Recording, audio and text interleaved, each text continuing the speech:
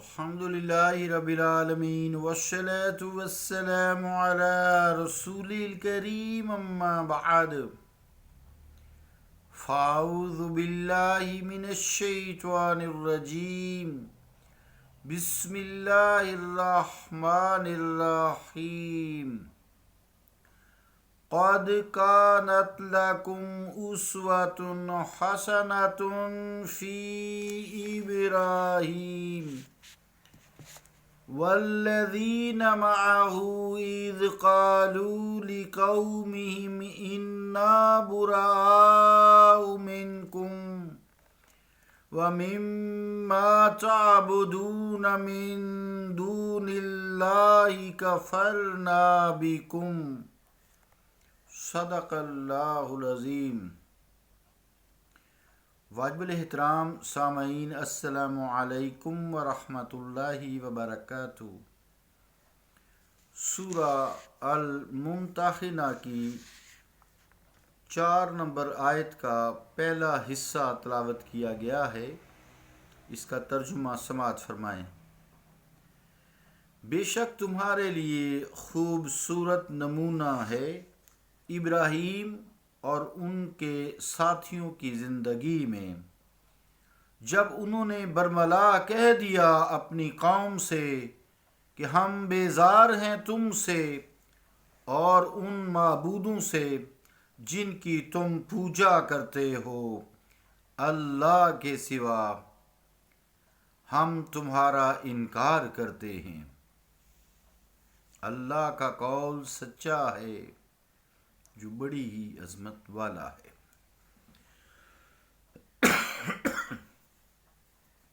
عزیزان گرامی قدر، السلام علیکم ورحمۃ اللہ وبرکاتہ۔ رشتہ داروں سے تعلق توڑنا، پھر قریبی رشتہ داروں سے جیسے ماں باپ بہن بھائی ہوں، مشکل کام ہوتا ہے۔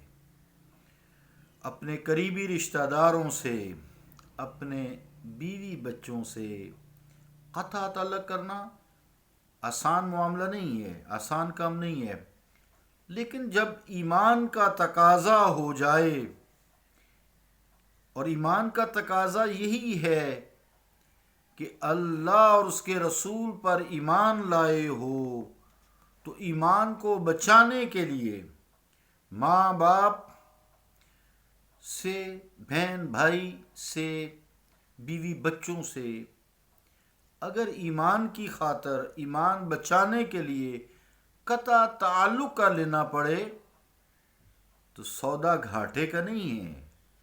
ذرا نہ گھبراؤ، سارے رشتے توڑ دو، سارے بندھن کاٹ ڈالو جو تمہارے ایمان میں رخنہ اندازی کرتے ہیں۔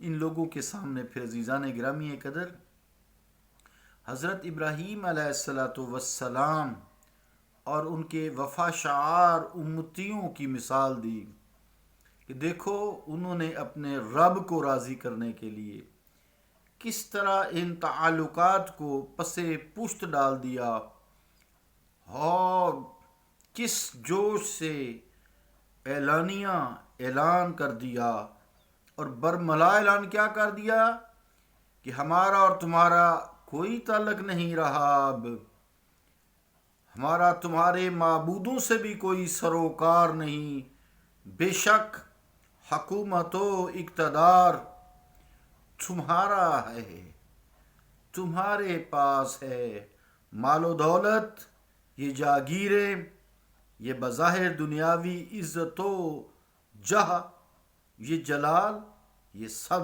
فانی ہے، ایمان کے سامنے ان کی کوئی حیثیت نہیں، ایمان کے سامنے یہ سب ہیچ ہیں۔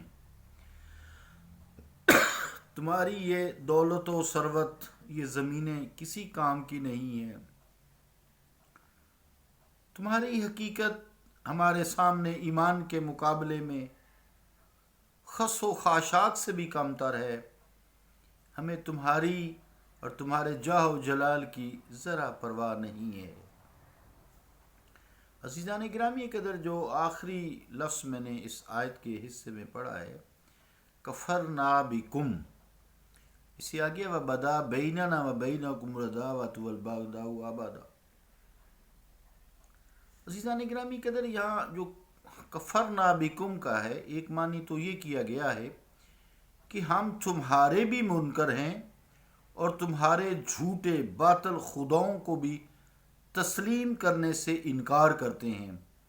اور ہوتا بھی ایسا ہی ہے، جو اللہ تعالیٰ پر ایمان لاتا ہے اور طاغوت سے پھر وہ انکار ضرور کرتا ہے، یعنی اس کے ساتھ کفر کرتا ہے۔ کفر ہوتا ہے، انکار کرنا بھی ہوتا ہے۔ اے معبودان باطل، ہم تمہیں کچھ نہیں سمجھتے، ہم تمہیں نہیں مانتے۔ کافر تمہیں خدا مانتا ہے، تم باطل ہو، تم خدا نہیں ہو، خدا وہی وحدہ لا شریک ہے۔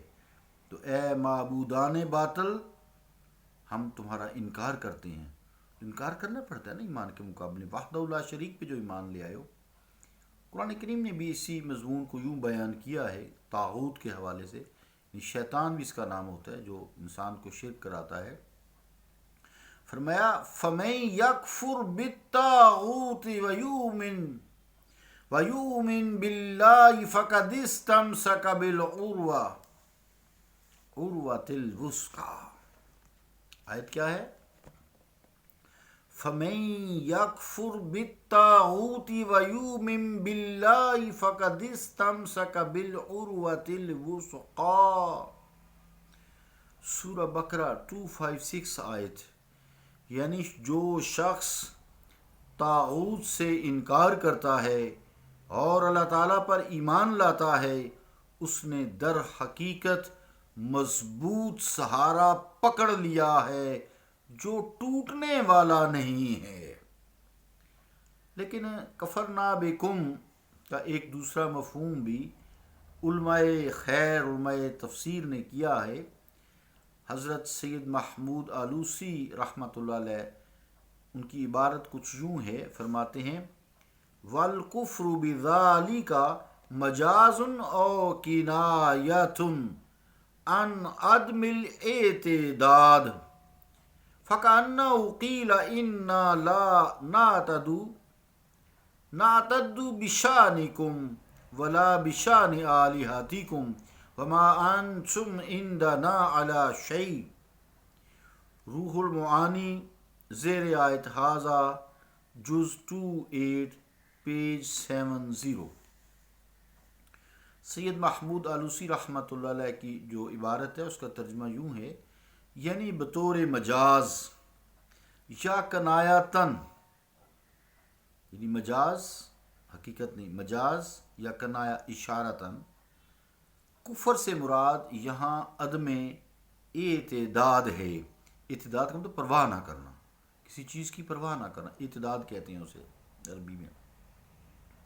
گویا کہ یہ کہا جا رہا ہے کہ اے کافرو، اے مشرکو، اے بت پرستو، کہ ہم نہ تمہیں خاطر میں لاتے ہیں اور نہ تمہارے جھوٹے خداؤں کی پرواہ کرتے ہیں، ہماری نگاہوں میں تمہاری ذرا بھر بھی وقعت نہیں ہے۔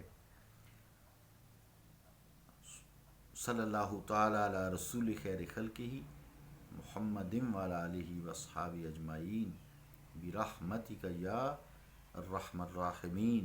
ربنا آتنا فی الدنیا حسنۃ وفی الآخرۃ حسنۃ وقنا عذاب النار۔ صلی اللہ تعالی علی رسول خیر خلقہ محمد وعلی آلہ واصحابہ